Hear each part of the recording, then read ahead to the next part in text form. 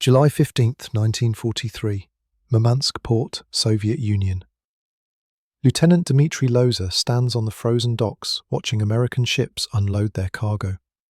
Dozens of vessels, Liberty ships, tankers, cargo carriers, stretching across the harbour like an industrial armada. Cranes swing massive crates onto the docks, trucks line up to receive equipment, and everywhere the distinct smell of new machinery, fresh paint, American steel. Loza is 24 years old, a tank officer in the Red Army's 46th Guards Tank Brigade. He survived 2 years of brutal warfare on the Eastern Front, the retreat of 1941, the desperate defense of Moscow, the grinding battles around Stalingrad. He's commanded Soviet T-34 tanks, the backbone of Red Army armour, through conditions that broke lesser men and weaker machines. Today he's here to receive his new command, American M4 Sherman tanks, delivered through the Lend-Lease program. He's not happy about it. "Lieutenant Loza," a Soviet logistics officer calls, clipboard in hand. "Your brigade is allocated 32 Sherman tanks, model M4A2, diesel engine variant. Documentation indicates superior reliability compared to T-34. American crews report excellent performance in North Africa and—" "I know what the Americans report," Loza interrupts, walking toward the first Sherman being offloaded. "The Americans fight Italians in the desert. We fight Germans in the snow. There's a difference." The Sherman sits on the dock like an insult made of steel. It's taller than a T-34, much taller. The profile looks like a barn compared to the T-34's sleek, low silhouette. The armour is vertical, not sloped. The Sponson-mounted machine guns create vulnerable shot traps. And most damning of all, it's not Soviet. Loza climbs onto the hull, examining the construction. The workmanship is excellent. American industrial precision, evident in every weld, every bolt, every component. But precision isn't survival. Low profile is survival. Sloped armour is survival. The ability to hide behind terrain and ambush German Tigers is survival. This tank is too tall, too visible, too American. "Permission to speak freely, sir?" asks Sergeant Mikhail Kolosov, Loza's gunner, standing beside the Sherman with undisguised skepticism. "Granted." "This is a coffin, sir. Look at it. A panzer crew will see us from 2 kilometers away. The height gives the Germans a target they can't miss. The vertical armour will bounce nothing, and the Americans call this an improvement?" Loza says nothing, because Kolosov isn't wrong. The T-34 is a masterpiece of Soviet design, sloped armour, low profile, wide tracks for snow and mud, powerful 76.2mm gun. It saved Loza's life a dozen times through speed, maneuverability, and the ability to hide in terrain that German tanks can't navigate. The Sherman looks like it was designed by engineers who never fought in a tank. "Begin familiarization training," Loza orders. "Learn the controls, the ammunition storage, the crew positions. We deploy with these tanks in 2 weeks whether we like them or not," Stavka's orders. "Yes, Comrade Lieutenant." Loza walks along the line of Shermans being offloaded. 32 identical machines, fresh from American factories, shipped across the Atlantic through U-boat-infested waters, delivered to Murmansk through convoys that cost hundreds of Allied sailors their lives. The strategic logic is sound. The Soviet Union needs tanks, thousands of tanks. American factories can produce them faster than Soviet factories, even with the USSR's massive industrial base relocated beyond the Urals. Lend-Lease provides equipment without consuming Soviet production capacity, but logic and survival aren't the same thing. Loza climbs into a Sherman's turret, settling into the commander's position. The interior is spacious compared to a T-34, almost luxurious. The crew positions aren't cramped. The instruments are clearly labelled. The gun sight is superior. The radio equipment is better than anything in Soviet tanks, and there's a small metal plate welded inside the turret, stamped with English text. Manufactured by Chrysler Corporation, Detroit, Michigan, USA, April 1943. 3 months ago, this tank was being assembled by American workers in Detroit. Now it's in Murmansk, about to be crewed by Soviet tankers destined for combat against the Wehrmacht, somewhere in the endless expanse of the Eastern Front. Strange war, strange alliance. Loza examines the main gun, a 75mm M3 cannon. Shorter than the T-34's 76.2mm gun, lower velocity, less penetration. The Americans designed it for infantry support, not tank versus tank combat, which might work in North Africa against Italian tankettes and older German models. But on the Eastern Front, German armour is evolving. New models, heavier armour, more powerful guns. The Panzer IV has been upgraded with long-barreled 75mm cannons. There are reports of a new heavy tank, the Panther, with sloped armour that rivals the T-34, and a gun that can penetrate Soviet armour from extreme ranges. And the Americans send Shermans with 75mm guns designed for infantry support. "Comrade Lieutenant," Kolosov calls from outside. "You should see this." Loza climbs out of the turret, drops to the dock. Kolosov is standing beside the Sherman's engine deck, which has been opened for inspection. "Look at this, sir, the engine compartment." Loza examines it. The engine is a diesel, good for Soviet logistics, since Soviet tanks run on diesel. But the layout is immaculate. Every component is accessible. Maintenance would be straightforward. The cooling system is sophisticated. The air filters are well designed. "I see your point, Sergeant. The Americans build for maintenance." "No, sir. Look at this." Kolosov points to the engine mounting. It's designed to be removed as a complete unit. The entire engine can be swapped in hours, not days. The transmission is accessible from hatches. The final drives can be serviced without removing the entire suspension. "Sir, this tank is designed to be repaired in the field." Loza looks more carefully. Kolosov is right. The T-34 is brilliantly designed for mass production and combat performance, but field maintenance is difficult. Transmission repairs require removing the turret. Engine work requires extensive disassembly. Many damaged T-34s are abandoned because repairs take too long under combat conditions. The Sherman is designed with a different philosophy. Assume the tank will be damaged. Make repairs fast and simple. "American thinking," Loza mutters. "They assume their tanks will be hit, so they make them easy to fix." "Soviet thinking assumes our tanks won't be hit," Kolosov replies, "because we make them small and fast and hard to see. But when they are hit..." He doesn't finish. Both men have seen T-34s brew up after penetrating hits. The ammunition stored around the turret ring ignites. The crew has seconds to escape if they're lucky. The T-34's cramped interior makes escape difficult. Soviet tank casualty rates are catastrophic, not just because of enemy fire, but because crew survival after penetration is so low. "And look at this, sir." Kolosov points to the crew hatches. The Americans have multiple escape routes. Driver and assistant driver have their own hatches. The turret crew has the main hatch plus a loader's hatch.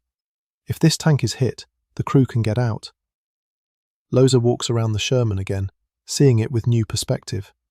It's tall, yes. The armour is vertical, yes. The profile is high, yes. All tactical disadvantages. But the Americans didn't design the Sherman to avoid being hit.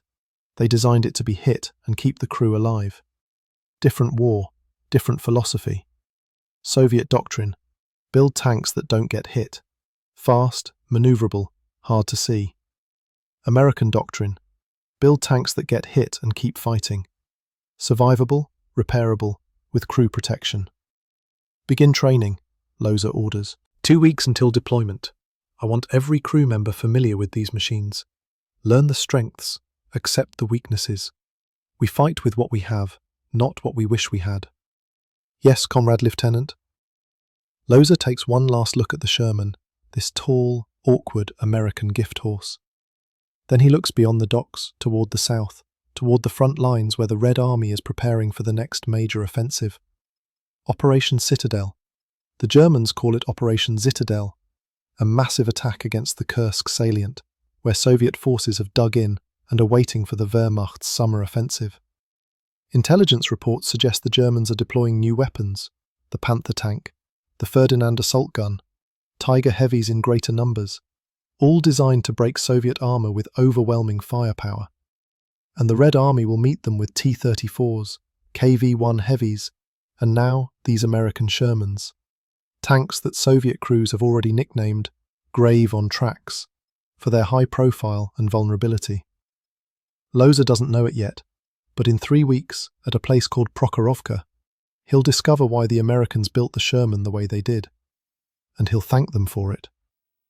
August 12th, 1943. Near Prokhorovka, Kursk salient. Lieutenant Dmitry Loza sits in his Sherman's turret, watching the horizon through his periscope as the sun rises over the Ukrainian steppe.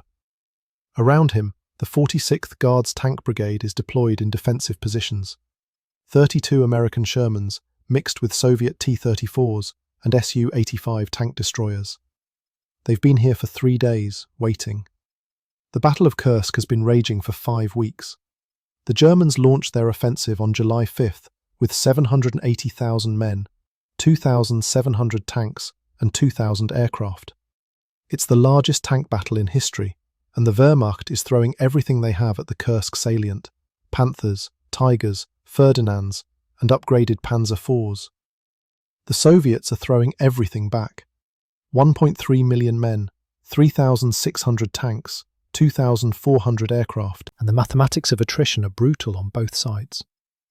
"Comrade Lieutenant," reports Sergeant Kolosov from the gunner's position. "Movement on the ridgeline.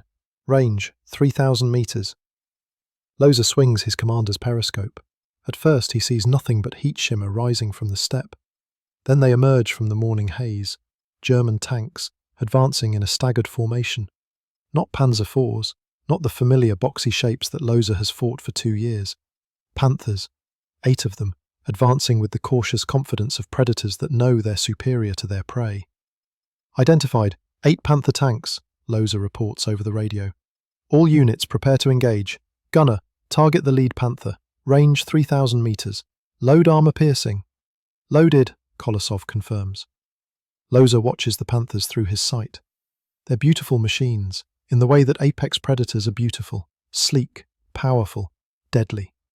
The sloped armour gives them a profile similar to the T-34, but larger, heavier, more menacing. The long 75mm KWK-42 gun extends like a lance designed to kill at extreme range. These are the tanks German engineers built after studying captured T-34s. They took Soviet design philosophy, sloped armour, powerful gun, good mobility, and combined it with German engineering precision and superior optics. The result is arguably the best medium tank in the world, and Loza is about to fight 8 of them with American Shermans that Soviet crews call coffins. The lead Panther stops at 2,500 metres. Its turret rotates, acquiring targets. Loza knows what's coming. German doctrine is to engage at maximum range, using superior optics and gun performance to kill Soviet tanks before they can close to effective firing distance. "All units, hold fire," Loza orders. "Wait until they're at 1,500 metres. Our guns can't penetrate them at this range." It's the Sherman's primary weakness. The 75mm M3 gun was designed for infantry support, not long-range tank duels. Against Panther frontal armour at 2,500 metres, it's useless. The Soviets need to close the distance, get to the flanks, or wait for the Germans to advance into killing range. The Panthers advance, 2,400 metres, 2,200 metres, 2,000 metres. Then the first Panther fires. The muzzle flash is sharp and bright, even in daylight. 1 second later, a T-34 3 positions to Loza's left explodes, turret blown clean off the hull, ammunition detonating in a spectacular fireball. The crew never had a chance to escape. "Contact," someone shouts over the radio. "T-34 destroyed." Another Panther fires, another T-34 dies, this one brewing up less dramatically, but smoke and flames pour from the engine deck. Loza can see crew members bailing out, uniforms on fire. 1,800 metres. The Panthers are killing Soviet tanks with methodical precision. Their guns can penetrate T-34 armour at these ranges. Soviet guns cannot penetrate Panther frontal armour until they're much closer. It's a shooting gallery, and the Soviets are the targets. "Comrade Lieutenant," Kolosov's voice is tight with stress. "Request permission to return fire." "Negative. Hold fire. Wait for 1,500 metres. 1,600 metres. Another T-34 explodes. The Germans are picking them off with the casualness of target practice. The Soviet tankers are dying because their excellent tank, the T-34 that saved Moscow, that won at Stalingrad, can't compete with the Panther's combination of armour, gun and optics at long range. 1,500 meters. All units fire at will, Loza commands. Target Panther frontal armor, aim for vision ports and gun mantlet. Kolosov fires. The Sherman's 75mm gun roars, recoil rocking the tank. Through his periscope, Loza watches the tracer arc toward the lead Panther.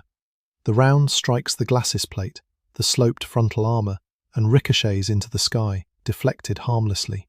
No penetration, Kolosov reports, already loading the next round. Around Loza, the entire Soviet line opens fire. Dozens of tanks, T-34s, Shermans, Su-85s, all shooting at the advancing Panthers. The air fills with tracers, smoke, and the thunder of tank guns. Very few rounds penetrate. The Panther's frontal armor is too thick, too well sloped. Soviet 76mm guns can't punch through it at these ranges. The Sherman's 75mm is even less effective. The rounds bounce off the German tanks like hail off a roof. But the Panthers don't bounce Soviet rounds. They absorb them into their heavy armor and keep killing. Another T-34 explodes, then another. The Soviet line is being systematically destroyed by tanks they can't effectively engage. "Comrade Lieutenant," the driver shouts. "Panther targeting us, 9 o'clock." Loza swings his periscope. A Panther has rotated its turret toward his Sherman. The long gun barrel looks like a telescope of death, aimed directly at him. "Driver, reverse! Get us behind the berm!" The Sherman lurches backward, diesel engine roaring. American engineering, the engine responds instantly, the transmission shifts smoothly, the tank moves exactly as the driver commands. The Panther fires. The round screams past, missing by meters. It strikes the ground behind them, throwing up a geyser of dirt and smoke. "Keep moving! Get us to cover!" The Sherman reverses over the low berm, dropping into a shallow depression that provides hull-down protection. Only the turret is exposed. The driver stops perfectly on Loza's command. The Sherman's crew ergonomics and responsive controls make precision positioning possible even under fire. "Gunner, target that Panther. Wait for a side shot." The Panther that fired at them is advancing, turning to maintain frontal armor toward the Soviet positions. But the movement exposes the side hull, thinner armor, vulnerable to penetration. "Side shot! Range 1,200 meters!" "Firing!" Kolosov fires. The 75mm round strikes the Panther's side hull, just behind the drive sprocket. This time, there's no ricochet. The round penetrates. Internal explosion. Smoke begins pouring from the Panther's engine deck. "Hit! Panther immobilized!" The German crew bails out, running from their damaged tank. They've learned the same lesson Soviet tankers know intimately. When your tank is hit and starts smoking, you have seconds to escape before the ammunition cooks off. "Loader, armor piercing, engage the next target." But the battle has turned chaotic. The Panthers are among the Soviet positions now, fighting at close range where their armor advantage is reduced. Soviet tanks swarm them from multiple directions, trying to get flank and rear shots where the Panther's armor is thinner. It's a confused melee of machines grinding through dust and smoke, guns firing at point-blank range, tracks throwing up clouds of dirt and torn vegetation. Loza sees a T-34 ram a Panther from the side, pure desperation, using the T-34's weight and momentum as a weapon when guns won't penetrate. The impact knocks the Panther sideways. Another T-34 puts a round through the damaged Panther's side armor. The German tank brews up spectacularly, but the cost is staggering. For every Panther killed, 3 or 4 Soviet tanks are destroyed. The mathematics are brutal. German technical superiority is grinding through Soviet numerical advantage with methodical efficiency. "Comrade Lieutenant, Panther at 2 o'clock, range 600 meters, heading directly toward us." Loza swings his periscope. A Panther is advancing on their position, gun traversing to engage them. At this range, even the Panther's side armor will be difficult to penetrate. "Driver, back up, get us!" The Panther fires. Time becomes viscous, everything happening in slow motion and at lightning speed simultaneously. Loza sees the muzzle flash, sees the round racing toward them, knows with absolute certainty that it's a perfect shot, that penetration is inevitable, that he's about to die. The 75mm round strikes the Sherman's frontal glacis plate, the sloped armor protecting the hull. The impact sounds like God's hammer striking an anvil. The entire tank rings like a bell. Loza is thrown against the turret wall, his head slamming into metal despite his padded helmet. But the tank doesn't explode. "Status," Loza shouts, ears ringing, tasting blood in his mouth. "No penetration," the driver reports, sounding as shocked as Loza feels. "Armor held, deflected." Loza looks through his periscope. There's a deep gouge in the frontal armor where the Panther's round struck and deflected upward. The shot hit at a high oblique angle. The Sherman's sloped glacis plate did its job, redirecting the kinetic energy instead of absorbing it. The American armor held. "Gunner, target that Panther, fire!" Kolosov doesn't need range or aim correction. The Panther is directly in front of them at 600 meters. He fires. The round strikes the Panther's gun mantlet, penetrates through the weaker armor protecting the gun mounting, and kills the tank from the inside. The Panther stops, smoke pouring from the turret hatches. "Hit! Panther destroyed!" Around them, the battle continues its chaotic course. But something has changed in Loza's understanding. The Sherman survived a direct hit from a Panther's 75mm gun. The armor, that supposedly inferior vertical American armor, deflected a round that would have punched through most Soviet tanks. The Sherman isn't a T-34. It doesn't have the T-34's speed or low profile or elegant sloped armor. But it has something else. Survivability. August 12, 1943. 1400 hours. Battlefield rally point, 5 kilometers behind the line. Lieutenant Dmitry Loza stands beside his Sherman, examining the damage. The gouge where the Panther's 75mm round struck is deep, a scar running across the frontal glacis plate, but the armor held. The deflection angle was perfect, redirecting the German round upward instead of allowing penetration. His crew is alive because of 30mm of American steel and the geometry of sloped armor. Around him, the 46th Guards Tank Brigade is conducting hasty battlefield repairs. Of the 32 Shermans that entered combat this morning, 28 are still operational. Some have damage, thrown tracks, broken periscopes, damaged external equipment, but they're repairable. Of the 45 T-34s that fought alongside them, only 19 remain operational. 26 are total losses, catastrophic kills with dead crews, or damaged beyond field repair capability. The mathematics are telling a story that Soviet tankers are learning the hard way. "Comrade Lieutenant," Sergeant Kolosov approaches, his face still smudged with smoke and oil. "I've spoken with the other Sherman crews. We lost 4 tanks total, 3 destroyed, 1 damaged beyond repair. But sir, of those 4, 11 crew members survived and evacuated, only 2 killed, 1 wounded." Loza absorbs this. 4 tanks lost, but 11 of the 20 crew members walked away. That's a 55% crew survival rate in vehicles that were catastrophically hit. And the T-34s? Kolosov's expression darkens. 26 tanks lost, estimated 114 crew members, 4 per tank plus company commanders. Survivors, he consults his notes, 23, 20% survival rate. The numbers are stark. When a Sherman is hit, more than half the crew survives. When a T-34 is hit, 4 out of 5 crew members die. "Why?" Loza asks, though he's beginning to understand. "The hatches, sir. The Sherman has 5 escape hatches. Driver's hatch, assistant driver's hatch, commander's hatch, loader's hatch, even emergency hatches on the whole floor. The T-34 has 2 hatches for a crew of 4, and they're small. When a T-34 is penetrated, the crew has seconds to escape through openings barely large enough for a man. The Sherman? Multiple escape routes, larger openings, faster evacuation." Loza walks to a damaged T-34 being salvaged for parts. The turret hatch is small, designed for minimal armor interruption, maximizing protection at the expense of crew accessibility. He tries climbing through it quickly, finds it awkward, even without combat stress or fire, or the panic of imminent ammunition detonation. Then he walks to a damaged Sherman. The commander's hatch is large, spring-loaded, designed to be thrown open quickly. The loader has his own hatch on the opposite side. The driver and assistant driver each have their own escape routes. The hatches are big enough to climb through while wearing full equipment. The Americans designed the Sherman expecting it to be hit. They prioritized crew survival. The Soviets designed the T-34 expecting it not to be hit. They prioritized armor protection and low profile. Both philosophies made sense until you met Panthers. Lieutenant Loza, a courier on a motorcycle arrives, dust trailing behind him. Orders from brigade commander, you're to report to HQ immediately.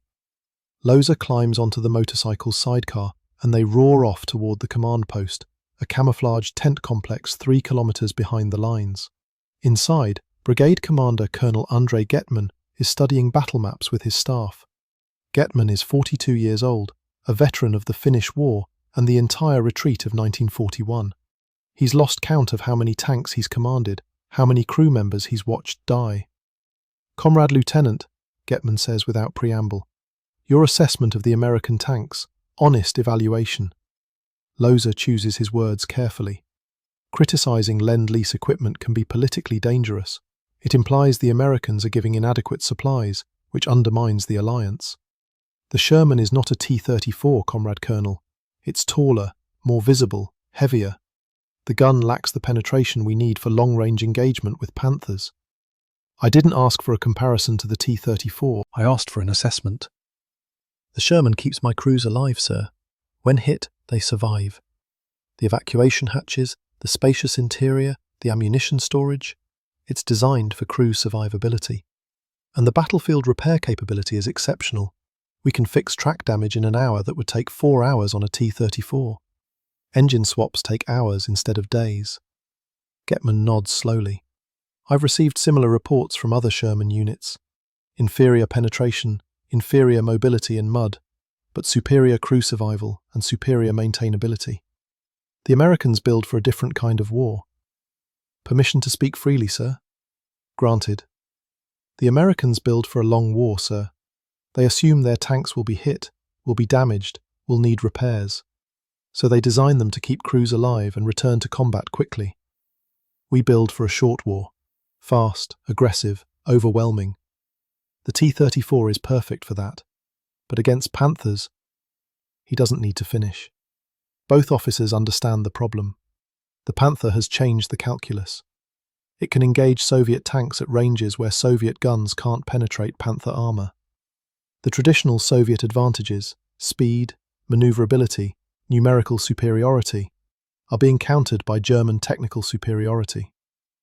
Stavka is requesting feedback on Lend-Lease equipment, Getman says. I need to submit a report. What do you recommend regarding the Sherman? Loza considers carefully. Request the 76mm gun variant, sir. The Americans are developing an upgraded Sherman with a more powerful gun, longer barrel, higher velocity, better armor penetration. If we're going to use Shermans, we need the version that can fight Panthers at reasonable ranges. And the current 75mm variant? Keep them, sir. Use them for infantry support, breakthrough operations, exploitation. The Sherman excels at reliability and crew survival. But for tank versus tank combat against Panthers and Tigers, we need better guns. Getman makes notes. Your crew casualties today? 2 killed, 1 wounded, out of 4 Shermans destroyed, 11 survivors. And your T-34 companies? 26 tanks lost, 23 survivors out of 114 crew members. Getman sets down his pencil. The numbers speak for themselves. The T-34 is still an excellent tank, but when it's hit by a Panther, the crew dies. The Sherman might be inferior in many ways, but when it's hit, the crew lives. And in a long war of attrition, crew survival matters more than tank performance. Dismissed, Lieutenant. Return to your unit. We attack again tomorrow. August 13th, 1943, 0600 hours, assembly area. Loza briefs his crew before the next day's operation. All 4 men are alive, which makes them lucky. Around them, replacement crews are being assigned to repaired Shermans. Young tankers, many of them fresh from training, about to experience their first combat in American tanks they've been told are inferior. Listen carefully, Loza tells them. Yesterday, I called the Sherman a coffin. I was wrong. The Sherman is not the fastest tank. It's not the most maneuverable. It doesn't have the best gun. But it does one thing better than any tank I've ever commanded. It keeps you alive. He points to the scarred glacis plate on their Sherman. We took a direct hit from a Panther at 600 meters. The armour deflected it. In a T-34, that round would have penetrated and we'd all be dead. Instead, we're standing here preparing for tomorrow's attack. The Americans didn't build the Sherman to be the best tank, Loza continues. They built it to be good enough, produced in overwhelming numbers, and to keep American crews alive. That philosophy is now keeping Soviet crews alive. Learn this tank, trust it, use its strengths, the reliability, the crew survivability, the ease of repair, and understand its weaknesses. We cannot engage Panthers at long range. We must close distance, attack flanks, use terrain. But when we are hit, and we will be hit, this tank gives us a chance to survive. Sergeant Kolosov raises his hand. Comrade Lieutenant, if the Sherman is so survivable, why did we call it Grave on Tracks? Because we judged it by the wrong criteria, Loza admits. We compared it to the T-34 and found it wanting. But the T-34 was designed for a war we're no longer fighting. Against Panzer IIIs and IVs, the T-34 was superior. Against Panthers and Tigers, the T-34's advantages are neutralized. The Sherman isn't perfect, but it's designed for the war we're actually fighting. A long, grinding war of attrition, where crew survival and sustainability matter more than individual tank superiority. A young replacement driver, barely 19 years old, asks nervously, "Is it true that American tankers call the Sherman a death trap?" Yes, Loza answers honestly, because they compare it to German tanks and find it inferior in firepower and armour. But Americans fight differently than we do. They have air superiority, massive artillery support, overwhelming logistics. They can afford to lose tanks because they have unlimited replacements. They cannot afford to lose trained crews, so they build tanks that save crews. We have the opposite problem. We have plenty of crews. The Soviet Union has unlimited manpower. But we need tanks that can be repaired quickly and returned to combat. The Sherman solves that problem.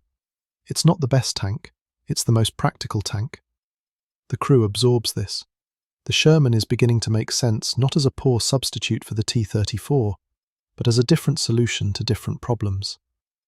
One more thing, Loza adds. When the Americans designed the Sherman, they included small touches that matter. The crew heater works. The ventilation system prevents gas buildup. The radios are reliable.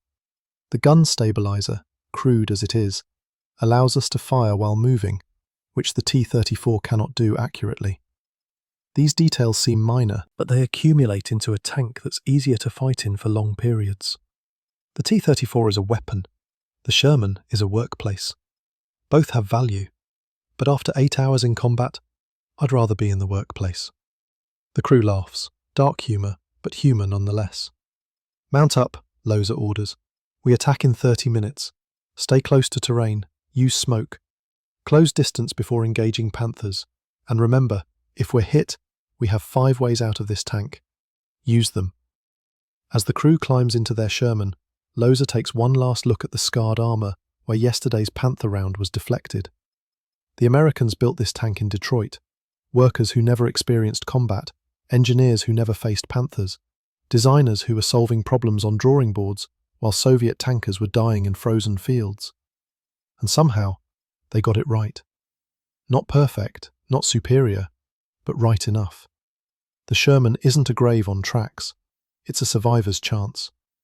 And in a war where the average Soviet tank crew life expectancy is measured in weeks, a survivor's chance is worth more than gold. October 1943. Near Dnepropetrovsk, Ukraine. The 46th Guards Tank Brigade has been in continuous combat for 3 months since Kursk. They fought their way west across Ukraine, pushing the Wehrmacht back toward the Dnieper River in the massive Soviet offensive that followed Germany's failed summer attack. Lieutenant Dmitry Loza sits in a field maintenance depot, watching American and Soviet mechanics work side by side on a Sherman that threw a track during yesterday's advance. The repair is nearly complete. Total time from damage to operational, 3 hours. Beside it sits a T-34 with transmission damage. The repair crew has been working for 18 hours and estimates another 12 before the tank is operational. The transmission is buried deep in the hull, requiring partial disassembly of the tank to access. The contrast is stark. Comrade Lieutenant, Senior Sergeant Ivan Vedeniev approaches, a maintenance officer with 20 years in the Red Army. "I need to show you something." They walk to the maintenance tent where Vedeniev has prepared a comparative analysis, parts laid out on tables, documents spread across workbenches, the systematic study of a man who spent 3 months maintaining both American and Soviet tanks under field conditions. "The Sherman," Vedeniev begins, pointing to a disassembled final drive assembly, "is designed by engineers who understand that soldiers are not engineers. Look at this. The final drive can be removed without special tools. 4 bolts, all the same size. A crew with basic training can replace it in the field. The T-34? Requires specialized equipment, skilled mechanics, and 8 hours minimum." He moves to the next table, showing engine components. The Sherman's engine mounts are standardized. The entire power pack, engine, transmission, radiators, everything, can be removed as a unit and replaced with a fresh power pack in 4 hours. The T-34's engine and transmission are integrated with the hull structure. Removal requirements lifting the turret, disconnecting dozens of systems, and fighting with components that weren't designed for rapid replacement. "Are you saying the Sherman is better?" Loza asks. "I'm saying the Sherman is designed for sustained operations, Comrade Lieutenant. The Americans assume their tanks will be damaged. They assume repairs will be conducted in the field by soldiers, not specialized factory technicians. Every component is designed for accessibility and replaceability." Vedeniev pulls out a thick manual, the Sherman's technical documentation, printed in English with Russian translations attached. The Americans provide complete maintenance documentation, step-by-step procedures with illustrations, torque specifications, troubleshooting guides, parts lists with nomenclature. The T-34 documentation assumes the mechanic already knows how to repair the tank and just needs general guidance. "Different philosophies," Loza observes. "Different wars," Vedeniev corrects. "The Americans are preparing for a war that lasts years, fought across continents, with supply lines thousands of kilometers long. They can't send damaged tanks back to factories in Detroit, so they design tanks that can be repaired by ordinary soldiers using common tools and shipped replacement parts." He gestures to the operational Shermans and T-34s parked in neat rows outside the maintenance depot. "Of your original 32 Shermans from July, how many are still operational?" Loza mentally counts. 24. 8 were destroyed beyond repair. "And of those 24, how many have been battle damaged and returned to service?" "All of them. Some multiple times." "Exactly. The Sherman's operational readiness rate is approximately 75%. The T-34's rate in your brigade is approximately 40%. Why? Not because the T-34 is inferior, it's an excellent tank, but because when a T-34 is damaged, repairs take days or weeks. When a Sherman is damaged, repairs take hours or days." Vedeniev pulls out a chart showing maintenance statistics across the entire brigade. Average time to repair thrown track: Sherman, 45 minutes. T-34, 2 hours. Average time to replace final drive: Sherman, 3 hours. T-34, 16 hours. Average time to replace engine: Sherman, 4 hours with specialized equipment.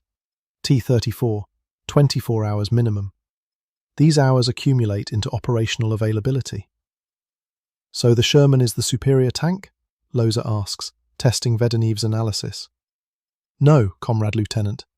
The T-34 is the superior combat vehicle in many ways: lower profile, better armor slope, more powerful gun, superior mobility in mud. But the Sherman is the superior operational system. It's designed to be maintained, repaired, and sustained in the field with minimal specialized support." Vedeniev walks to the window, looking out at the tank park. "The Americans sent us a tank that assumes we'll damage it. They sent us complete spare parts stocks. They sent us tools designed for field repairs. They sent us documentation written for soldiers, not engineers. They sent us a tank designed for a long war." "And the T-34? "The T-34 was designed for the war we thought we'd fight: fast, mobile, aggressive, decisive. The war of 1941. But we're fighting the war of 1943, grinding, attritional, spread across thousands of kilometers, with supply lines stretched beyond breaking. In this war, operational sustainability matters more than individual tank superiority. Loza absorbs this. The Sherman is beginning to make sense not as a poor substitute for the T-34, but as a different solution to the same problem: how to sustain armoured warfare across continental distances over extended periods. There's something else, Vedeniev adds: the crew survivability. I've collected data from medical reports. Sherman crews that evacuate from destroyed tanks, average injuries, minor burns, concussions, broken bones. T-34 crews that evacuate, average injuries, severe burns, crush injuries, often fatal even after evacuation. The hatches? The hatches, the internal layout, the ammunition storage, everything. The Sherman is designed to let the crew escape quickly. The T-34 is designed to prevent the crew from needing to escape, by being small and hard to hit. Both approaches have merit, but against Panthers and Tigers that can penetrate our armour at extended ranges, the Sherman's approach saves lives. A runner enters the tent. Comrade Lieutenant Loza, orders from Battalion Commander. Your company is to form the advance guard for tomorrow's attack. Objective: Zaporozhye, 60 kilometers west. Expect heavy German resistance. Acknowledged. The runner leaves. Loza turns back to Vedeniev. Your professional opinion, Senior Sergeant. If you were a tank commander about to lead an attack against prepared German defences with Panthers and Tigers, would you choose a Sherman or a T-34? Vedeniev considers carefully. For the attack itself, the combat engagement, I'd choose the T-34. Lower profile, better gun, superior armour slope.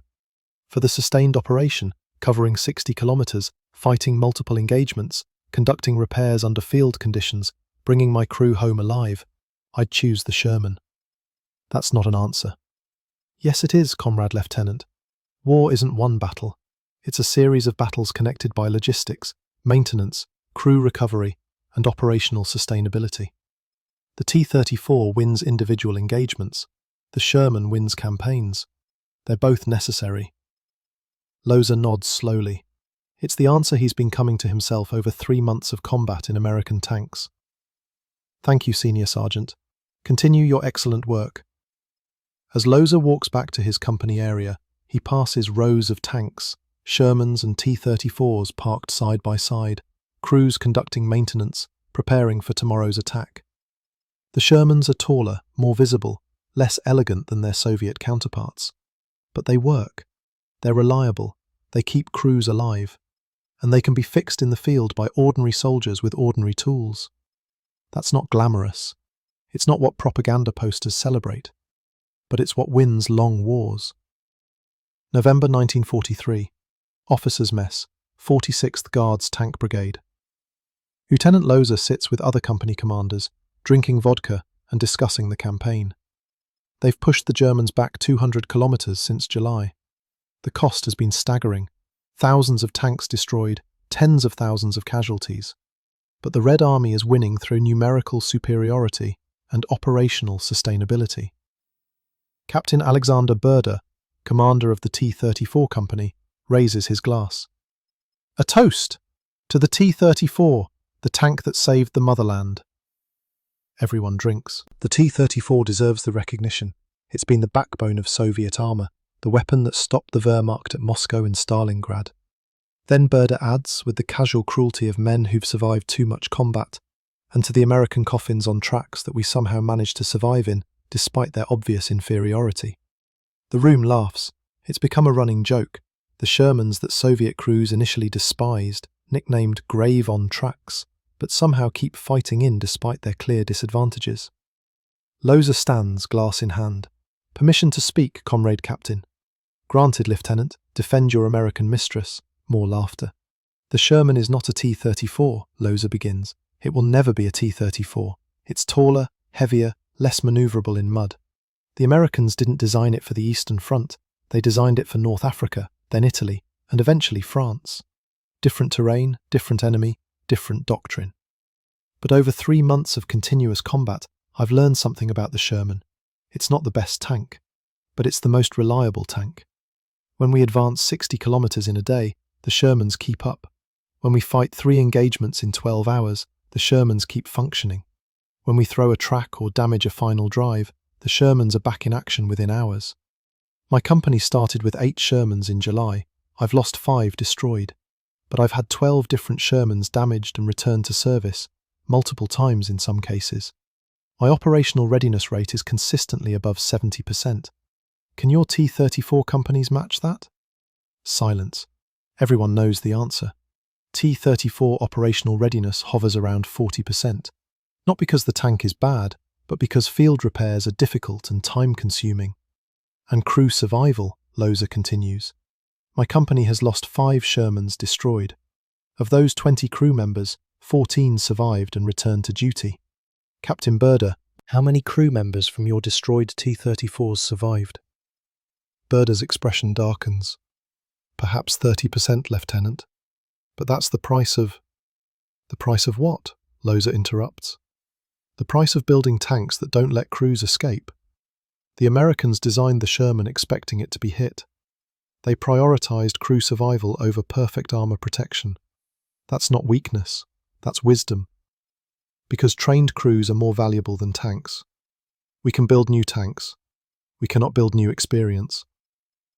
The Sherman isn't a coffin on tracks, it's a survival machine. It keeps crews alive when they're hit. It stays operational through sustained combat. It can be repaired by ordinary soldiers with basic tools. It's designed for the war we're actually fighting. A long, grinding war of attrition, where operational sustainability matters more than individual tactical superiority. The room is silent. Loza realizes he's been more passionate than military protocol allows, but the words needed to be said. I apologize, Comrade Captain, if I spoke too freely. Berda studies him for a long moment, then refills his glass. No apology necessary, Lieutenant. You're right. I've lost too many good crews to fires they couldn't escape. Your Sherman crews walk away from catastrophic hits. That's not nothing. He raises his glass. To the Sherman. May it be less of a coffin than we believed. The officers drink. Later, after the vodka is finished and the officers disperse, Berda pulls Loza aside.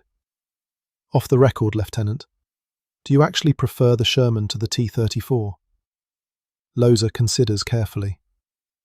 I prefer surviving to dying, Comrade Captain. I prefer bringing my crews home. I prefer having operational tanks when we need them. The Sherman gives me those things. The T-34 is still the better combat vehicle in many ways, but the Sherman is the better survival vehicle. And in a long war, survival matters more than excellence. Then we're lucky the Americans are our allies. Yes, Loza agrees, though I suspect the Americans don't fully appreciate what they've built. They see the Sherman's limitations compared to German tanks. They don't see that they've created an operational system that sustains armoured warfare across continental distances. That's more valuable than having the best gun or the thickest armour. Different wars, Berda observes. Different wars, Loza confirms. The Americans are preparing to fight across the Atlantic, through France, into Germany. They need tanks that can be shipped, maintained, and sustained thousands of kilometres from Detroit. The Sherman solves that problem. It's not glamorous, but it works. They stand together, looking at the tank park where Shermans and T-34s sit side by side, both essential, both valuable, both necessary for the grinding advance westward toward Berlin. The Sherman isn't a grave on tracks. It's the tank that brings you home. January 1945, East Prussia, Germany. The war has reached German soil. The Red Army is advancing through East Prussia in the Vistula-Oder offensive, the largest Soviet operation since Kursk. Lieutenant Dmitry Loza, now a senior lieutenant with the Order of the Red Star for distinguished service, commands a full tank company, 12 Sherman M4A2s with the improved 76mm gun. The upgraded Shermans arrived in October 1944, American response to Soviet feedback about the inadequacy of the 75mm gun against Panther frontal armour. The new 76mm M1 gun has significantly better penetration, bringing the Sherman closer to parity with German armour. But the real transformation isn't the gun, it's the experience. Loza's company has been in continuous combat for 18 months. They fought from Kursk to Ukraine, through Belarus, into Poland, and now into Germany itself. Of his original crew from July 1943, 3 are still with him. Sergeant Kolosov, the gunner, Senior Sergeant Vedeniev, now serving as company mechanic, and driver Mikhail Sidorenko. They've survived because the Sherman keeps them alive. Comrade Senior Lieutenant, Kolosov reports from the gunner's position. Movement ahead. Range 1800 meters. Identifying. Panther tanks. Count 4 vehicles. Hull down positions. Loza surveys the battlefield through his commander's periscope. 4 Panthers positioned on a low ridge, only their turrets visible above the terrain. Classic German defensive tactics. Use superior optics and gun range to engage Soviet tanks before they can close to effective fighting distance. 18 months ago, Loza would have felt dread. Now he feels professional calculation. Driver, halt. Gunner, target rightmost Panther. Loader, armour-piercing. Loaded. Range 1800 meters. Fire when ready. Kolosov fires. The 76mm gun roars, noticeably different from the old 75mm, sharper crack, more violent recoil. Through his periscope, Loza watches the tracer arc toward the Panther. Hit. The round strikes the Panther's turret front. Penetration uncertain from this distance, but the German tank immediately reverses, pulling back from the ridgeline. Possible penetration. Target retreating. Engage next target. This is the difference the 76mm makes. The old 75mm couldn't reliably penetrate Panther frontal armour at any range. The 76mm can penetrate at ranges under 1,000 meters and can damage or disable Panthers at longer ranges through hits on optics, gun mantlets, or turret rings. It's not parity. The Panther's 75mm KWK-42 is still superior in penetration and accuracy, but it's competitive. The Sherman is no longer helpless against German heavy armour. Second Panther engaging. Incoming. Driver, reverse behind the berm. The Sherman backs up smoothly. The reliable transmission and responsive controls that Soviet crews have learned to appreciate. The German round passes overhead, missing by meters. From hull-down protection, Loza's company engages the German positions in a coordinated fire mission. 12 Shermans, all with 76mm guns, all crewed by veterans who've learned not to fight German tanks directly, but to use terrain, coordination, and volume of fire. The philosophy is simple. 1 Sherman might not beat a Panther. 3 Shermans attacking from different angles will overwhelm the German crew's ability to engage multiple threats. Within 10 minutes, 2 Panthers are burning. The other 2 have withdrawn, not destroyed, but forced off the defensive position, which achieves the tactical objective of clearing the advance route. All units advance, maintain spacing, watch for infantry anti-tank weapons. The Sherman company rolls forward, advancing through the abandoned German positions. This is what the Sherman excels at: sustained offensive operations, reliable performance over extended periods, the ability to keep advancing when German tanks would be out of fuel or broken down. As they pass one of the destroyed Panthers, Loza orders a halt to examine it. The Panther is still smoking, crew dead or escaped. Kolosov's shot penetrated through the turret front. The 76mm gun did its job. But what strikes Loza is the Panther's condition. Even destroyed, it's an impressive machine. Sophisticated engineering, quality construction, advanced design. The Panther is arguably the best tank Germany has ever built, and it's losing to Shermans. Not because the Sherman is superior, but because Germany can't build enough Panthers, can't fuel them adequately, can't repair them in the field, and can't replace the trained crews fast enough. The Panther is excellent. The Sherman is sustainable. Comrade Senior Lieutenant, Vedeniev's voice crackles over the radio. We have a damaged Sherman from 2nd Platoon, through both tracks hitting a mine, requesting recovery. Acknowledged. What's the repair time? 4 hours with the repair crew. 6 hours if the platoon does it themselves. Send the repair crew. I want that tank operational by nightfall. This is the Sherman's other advantage. When it's damaged, it can be fixed. German tanks often have to be abandoned when damaged because repair is too complex or time-consuming. The Sherman's modular design means that damaged components can be replaced rather than repaired, returning the tank to combat quickly. By nightfall, the damaged Sherman is operational again, rejoining the advance. The crew, shaken but unhurt from the mine strike, is back in action. The tank that hit a mine this morning is fighting again this evening. That's the Sherman doctrine. Keep the crews alive, keep the tanks operational, sustain the advance regardless of individual losses. March 1945. Advance toward Berlin. The Red Army is closing in on Berlin from the east. German resistance is fanatical but collapsing under overwhelming Soviet numerical superiority and logistical sustainability. The Wehrmacht is fighting with excellence, but without fuel, ammunition, or replacement equipment. Senior Lieutenant Loza's company has been in continuous combat for 21 months. Of his 12 Shermans, 9 are original to the company, but all 9 have been battle damaged and repaired multiple times. Some have been hit 3 or 4 times, repaired in the field, and returned to combat. The Sherman's survivability isn't just about crew protection, it's about operational sustainability. Comrade Senior Lieutenant, Kolosov says during a maintenance halt, I've been keeping records. Our company's Sherman number 237. Do you remember it? 3rd Platoon, commanded by Lieutenant Petrov. Yes. That specific tank has been penetrated by enemy fire 4 times. Once by a Panther at Lvov, twice by anti-tank guns in Poland, once by a Panzerfaust in East Prussia. Each time, the crew evacuated safely. Each time, the tank was repaired and returned to service. It's still operational. Loza looks at Sherman 237, now bearing the scars of 4 separate penetrations, welded patches over holes, replaced armour sections, the visible history of a tank that refuses to die. And crew casualties from those 4 penetrations? 2 wounded, 1 seriously but recovered, 0 killed.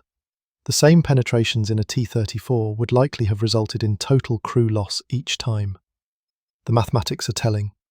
1 Sherman penetrated 4 times, still operational with minimal crew casualties. That's not luck. That's design philosophy translated into survival rates. How many of our original crews from July 1943 are still with the company? Loza asks. Kolosov consults his notebook. He's been maintaining detailed records throughout the campaign. Of the original 32 Sherman crew members from July 1943, 19 are still alive and serving. 13 killed in action over 21 months.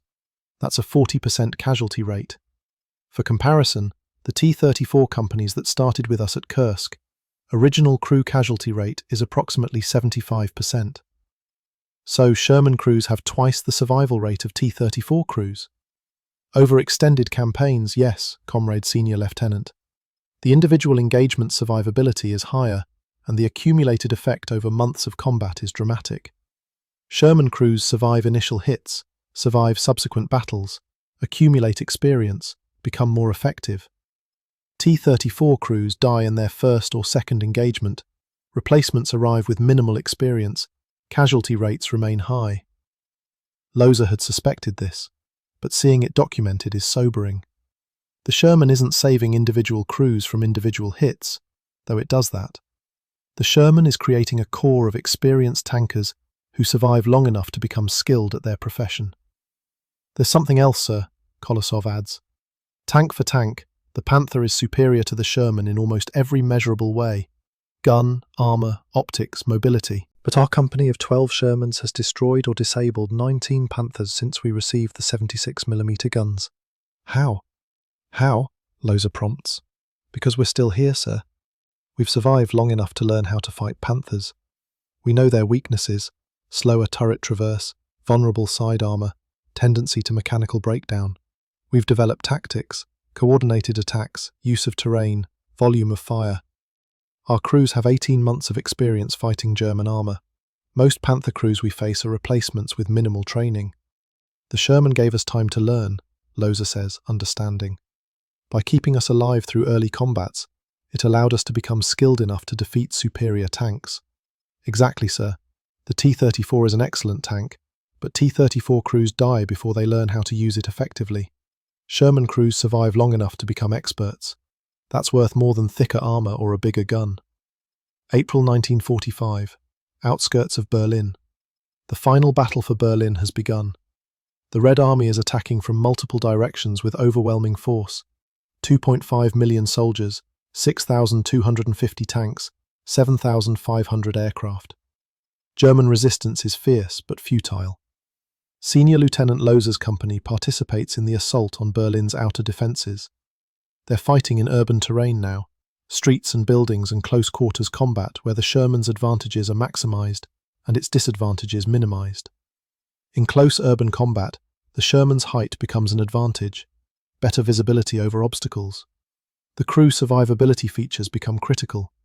German infantry with Panzerfausts are everywhere, and being able to evacuate quickly after hits is the difference between life and death. The 76mm gun is adequate for destroying German defensive positions. Concrete bunkers, fortified buildings, hastily positioned anti-tank guns. The Sherman isn't the best urban warfare tank, but it's good enough. And good enough has been the Sherman's epitaph throughout the war. Not the best gun, good enough. Not the best armour, good enough. Not the best mobility, good enough. But the best crew survival, the best maintainability, the best operational sustainability. And in a long war of attrition, those factors matter more than individual tactical superiority. May 2nd, 1945. Berlin has fallen. The war in Europe is over. Senior Lieutenant Dmitry Loza sits in his Sherman, number 237, the tank that was penetrated 4 times and kept fighting, and writes his final combat report. Assessment of M4A2 Sherman tank in Soviet service. The Sherman is not the T-34. It will never be the T-34. But over 22 months of continuous combat operations, the Sherman has proven to be an effective, reliable, sustainable combat vehicle that excels at crew protection and operational availability. The Sherman's primary weakness, inadequate gun penetration against heavy German armour, was partially addressed with the 76mm variant. Its primary strengths, crew survivability, maintainability, reliability, have resulted in significantly lower crew casualty rates and higher operational readiness compared to domestic designs.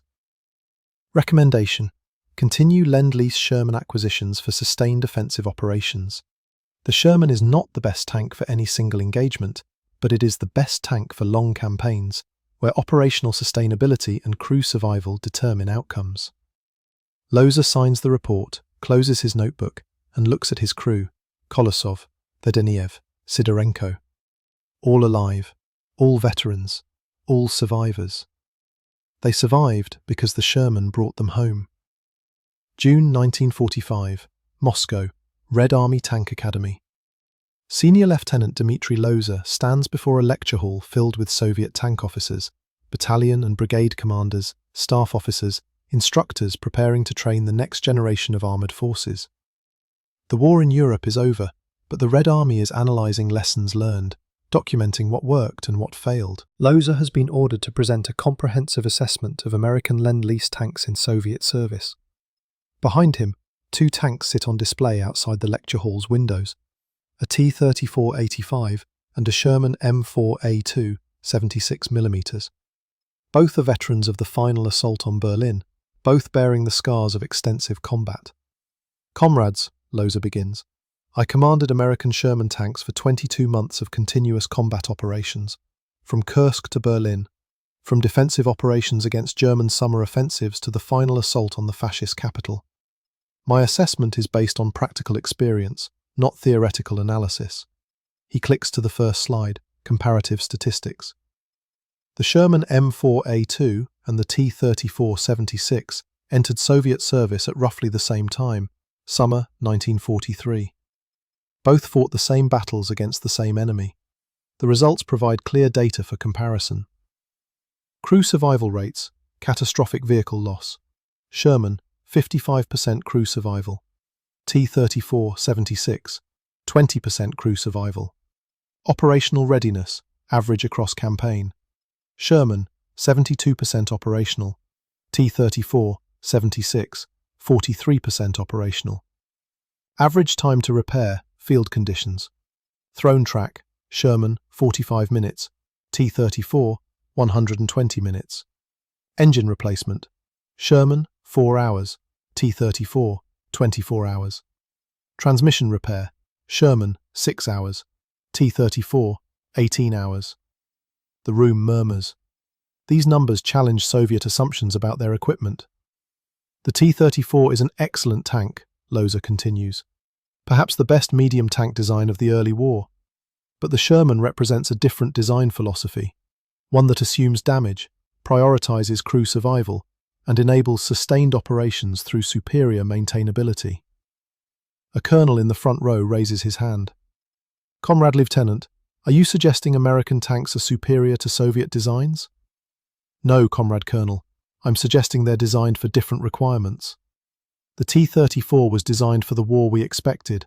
Fast, decisive, mobile warfare where superior armor and mobility would win battles quickly.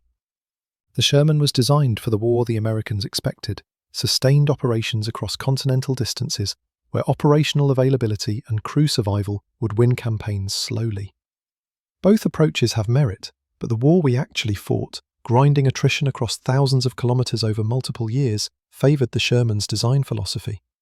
He clicks to the next slide, technical comparison. The T-34 has superior armor slope, lower profile, better mobility in mud, and initially had a more powerful gun. All tactical advantages. The Sherman has superior crew ergonomics, multiple escape hatches, modular maintenance design, and reliable mechanical components. All operational advantages. In a single engagement, the T-34 often has tactical superiority. Over a sustained campaign, the Sherman has operational superiority. Which matters more depends on the nature of the war. Another officer asks, what about the Sherman's vulnerability to German armor? Real but overstated, Loza responds. The 75mm Sherman struggled against Panthers and Tigers at long range, but 3 factors mitigated this. First, the 76mm gun improved penetration significantly.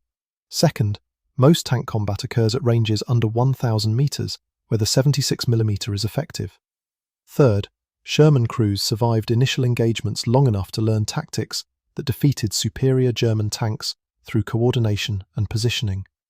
The Panther is technically superior to the Sherman in almost every measurable category, yet my company of 12 Shermans destroyed 19 Panthers from October 1944 to May 1945. How? Because we survived long enough to become skilled enough to overcome technical disadvantages through tactical proficiency. He pauses, making eye contact with the audience. The Sherman doesn't prevent you from being hit. It keeps you alive when you're hit. That extra survival creates experienced crews. Experienced crews develop effective tactics. Effective tactics defeat superior equipment. It's a virtuous cycle that starts with crew survivability. Compare this to the T-34 experience. Excellent tank, but new crews have high casualty rates in their first engagements. Replacements arrive, repeat the cycle. The tank remains excellent, but crew experience never accumulates. That's a vicious cycle that starts with inadequate crew survivability. A general in the back, Major General Dmitry Oskin, a decorated tank commander, stands. Comrade Lieutenant, your assessment is uncomfortable. You're suggesting Soviet tank design prioritized wrong factors.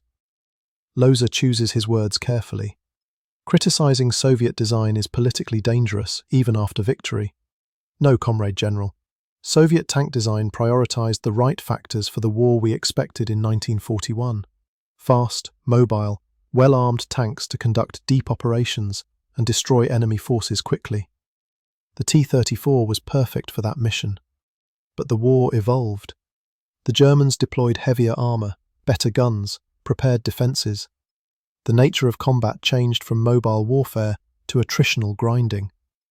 In that evolved environment, the Sherman's design advantages, crew survival, operational sustainability, became more valuable than the T-34's original advantages. Both tanks were right for their intended wars. We just fought a different war than we planned. Oskin nods slowly. And American planning? The Americans planned for a long war from the beginning, Comrade General. They assumed multiple years of combat, assumed continental distances, assumed they'd need to sustain operations through logistics rather than win through tactical brilliance. The Sherman reflects that planning. It's not brilliant, but it's sustainable. Loza clicks to his final slide. A photograph of his crew standing beside Sherman number 237, the tank that was penetrated 4 times and kept fighting. This is my crew. Sergeant Kolosov, Senior Sergeant Vedeniev, Driver Sidorenko, and myself. We started together in July 1943. We finished together in May 1945. 22 months of continuous combat. We're alive because the Sherman kept us alive through 4 separate penetrations, dozens of mechanical issues, and hundreds of combat engagements. The T-34 is the tank that saved the motherland. The Sherman is the tank that brought us home. Both are valuable, both are necessary.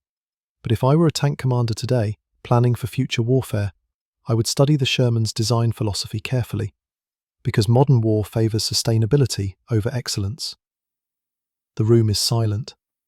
Loza has said things that challenge Soviet doctrine and national pride, but he's said them with the authority of someone who survived when most didn't. General Oskin breaks the silence. Thank you, Comrade Lieutenant. Your assessment will be included in our doctrinal review. Dismissed. August 1945. Tank Proving Grounds, Kubinka. Loza stands beside a captured German Panther Ausf G, one of the Panthers his company destroyed outside Berlin. Soviet engineers are conducting detailed technical analysis, measuring armor thickness, testing the gun, examining the mechanical components. Beside the Panther sits a Sherman M4A2, 76mm. Loza's own tank, number 237, donated to the technical analysis program. A Soviet tank designer, Engineer Colonel Pavel Sitin, walks between the 2 tanks, taking measurements and making notes. Fascinating, Sitin mutters. The Panther is clearly superior in almost every combat metric. Yet your after-action reports indicate Sherman units achieved favourable exchange rates against Panthers. How? Crew survival, Loza replies. Sherman crews lived long enough to learn how to fight Panthers. Panther crews, by late war, were replacements with minimal training. Experience beat specifications. Sitin examines the Sherman's crew hatches, opening each one and measuring dimensions. 5 escape routes, large hatches, spring-assisted opening mechanisms. The Americans designed this tank expecting the crew would need to evacuate under fire.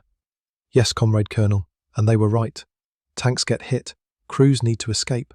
The Sherman makes evacuation fast and simple. The result is that Sherman crews survive and fight again. That accumulated experience is worth more than any technical specification. Sitin moves to the Sherman's engine compartment, examining the modular power pack design. This is remarkable. The entire engine, transmission and cooling system can be removed as a single unit. Field replacement in 4 hours. The Panther's engine requires extensive disassembly to access. Why did German engineers not adopt this approach? Different priorities, Comrade Colonel. German engineers optimized for combat performance, maximum power, maximum protection, maximum firepower. American engineers optimized for operational sustainability, easy maintenance, crew survivability, reliable operation. The Panther is the better combat vehicle. The Sherman is the better operational system. And in your assessment, which approach is correct? Loza considers carefully. Both are correct for their context. If you're fighting a short war where battles decide outcomes, optimize for combat performance. If you're fighting a long war where logistics decide outcomes, optimize for operational sustainability. The Germans prepared for the wrong war. The Americans prepared for the right war. Or perhaps more accurately, the Americans prepared for any war, knowing they couldn't predict which it would be. Sitin writes extensive notes. Your assessment will influence future Soviet tank design. We're beginning work on the next generation, the T-54. Your preference? Should we adopt American design philosophy or continue Soviet approach? Hybrid, Comrade Colonel. Maintain Soviet advantages, sloped armor, powerful gun, low profile. Incorporate American advantages, crew survivability features, modular maintenance design, operational reliability. Build a tank that combines T-34 combat effectiveness with Sherman operational sustainability. That's not easy. No, Loza agrees, but it's necessary.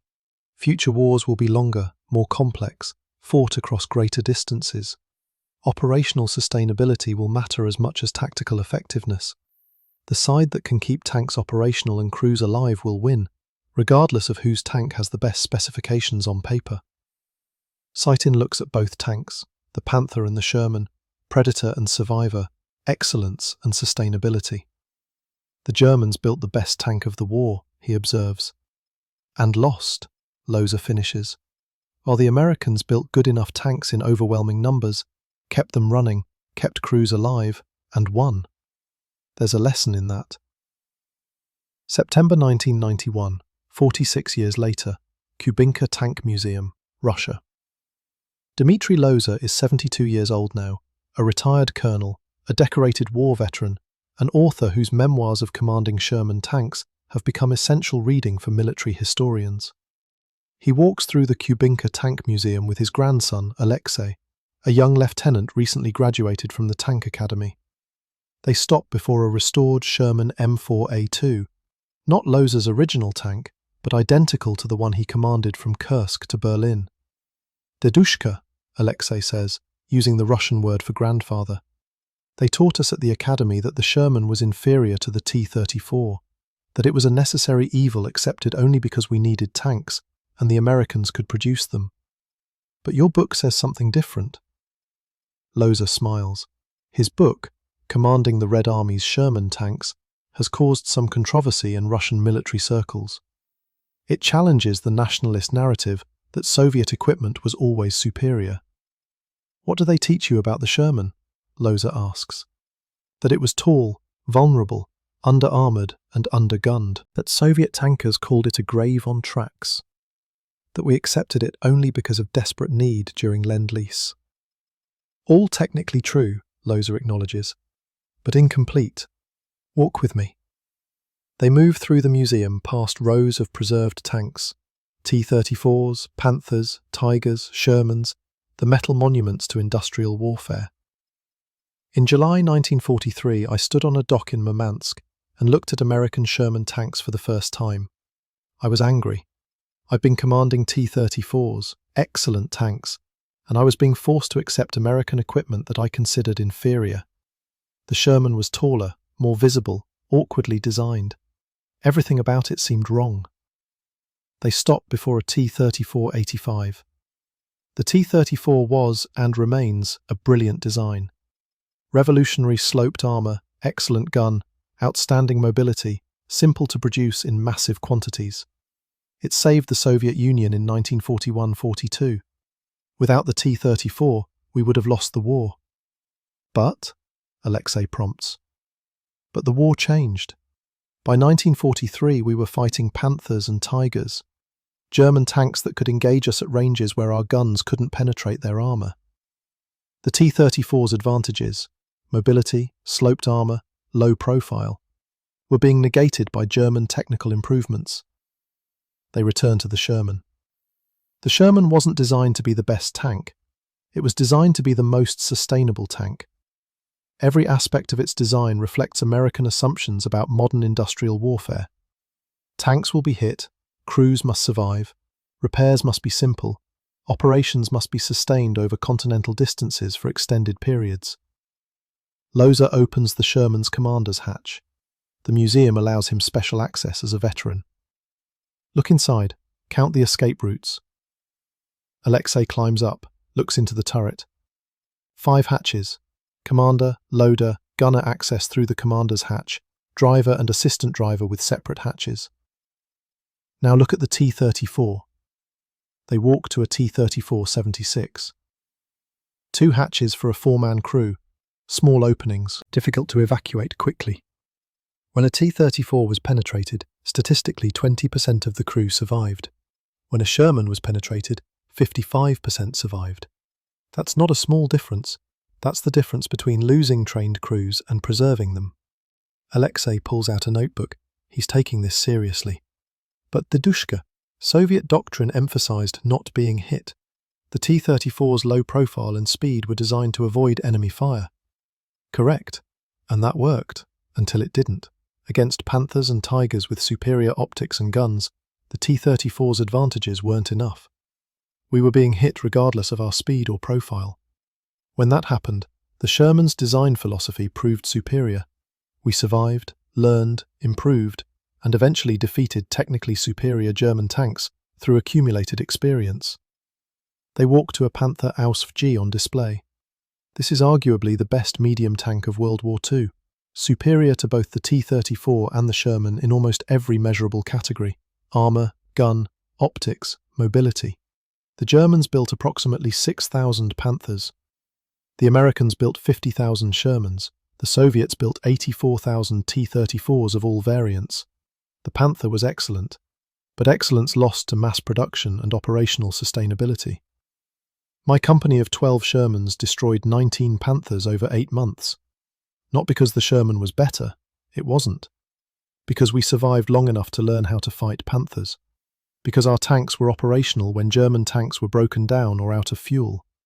Because crew survivability created experienced veterans who could outthink and outmaneuver superior equipment.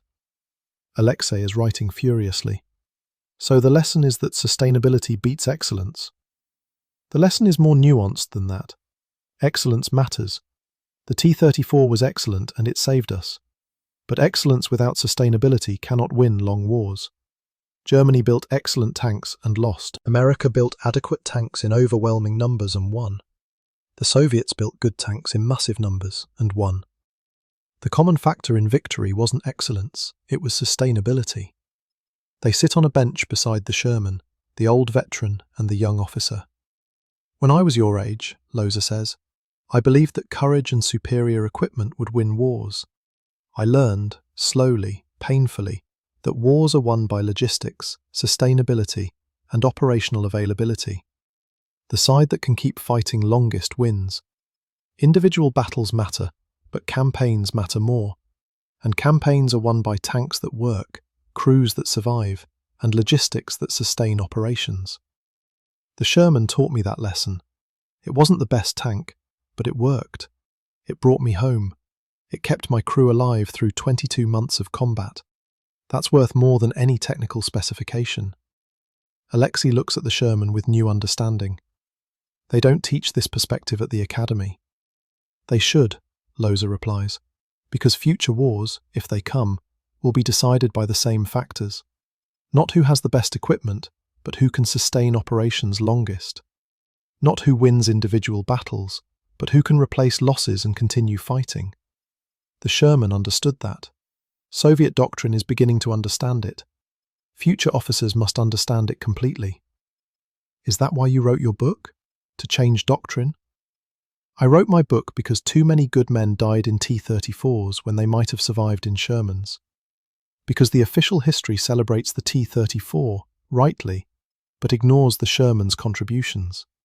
Because military history should be honest about what worked and what didn't, not what makes us feel proud. The T-34 saved the Soviet Union, but the Sherman saved Soviet tank crews. Both contributions are valuable. Both deserve recognition. They stand, preparing to leave the museum.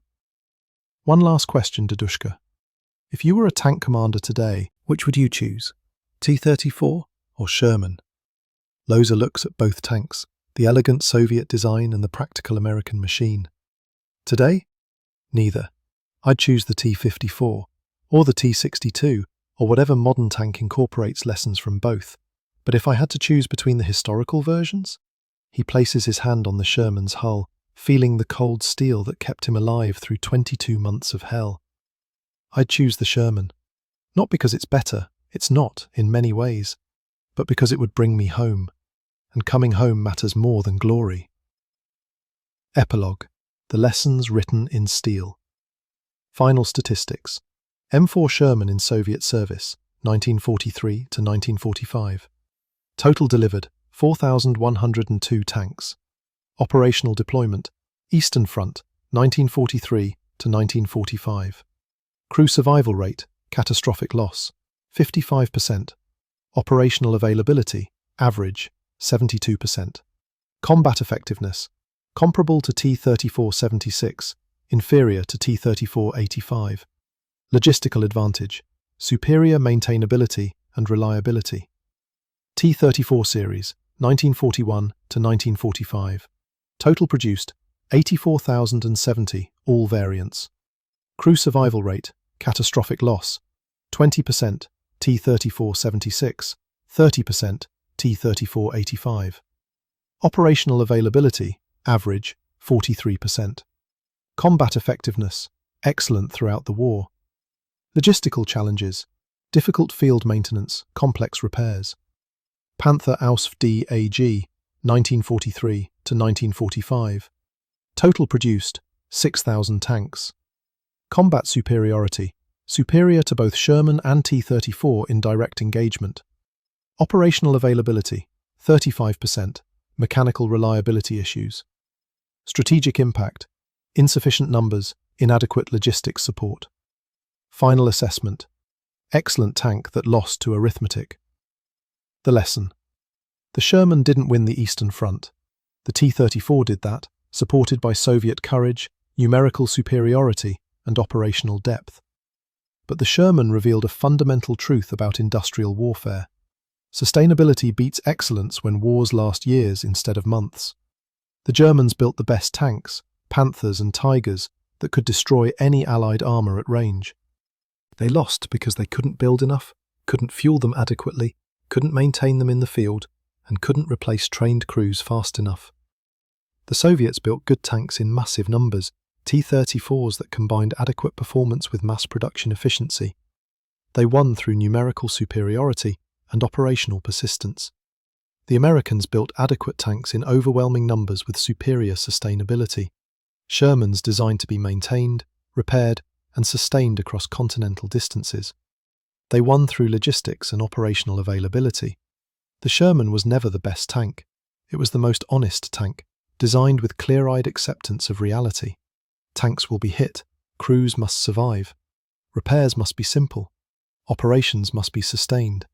Logistics determines strategy. Soviet tankers called it a grave on tracks when they first saw it. By war's end, veterans called it the tank that brings you home. The difference between those two assessments is the difference between theory and experience, between specifications and survival, between what looks good on paper and what works in reality. Dmitry Loza survived the war. He survived because the Sherman kept him alive through 4 penetrations, dozens of mechanical issues, and hundreds of combat engagements. His crew survived. His experience accumulated. His tactical proficiency improved. He learned to defeat Panthers despite their technical superiority. None of that would have been possible in a T-34, where first-hit crew survival rates were 20%. The Sherman didn't defeat the Panther through superior specifications. It defeated the Panther by keeping Allied crews alive long enough to become skilled enough to overcome technical disadvantages through tactical proficiency. That's not glamorous. It's not the kind of victory that propaganda celebrates. But it's the kind of victory that wins long wars. The final word. In 1943, Soviet tankers rejected the Sherman as inferior to the T-34. By 1945, Soviet veterans requested the Sherman for its crew survivability and reliability. The difference between those two positions is measured in lives saved, experience accumulated, and operational sustainability maintained. The T-34 was the tank of Soviet pride, revolutionary design, bold execution, the weapon that stopped the Wehrmacht at Moscow. The Sherman was the tank of Soviet survival, practical design, sustainable execution, the weapon that brought crews home alive. Both were necessary, both were valuable, both contributed to victory, but only one understood that in modern warfare, keeping soldiers alive is more important than building the perfect weapon. The Sherman wasn't a grave on tracks. It was a survivor's chance wrapped in American steel. And in a war where the average Soviet tank crew's life expectancy was measured in weeks, a survivor's chance was worth everything.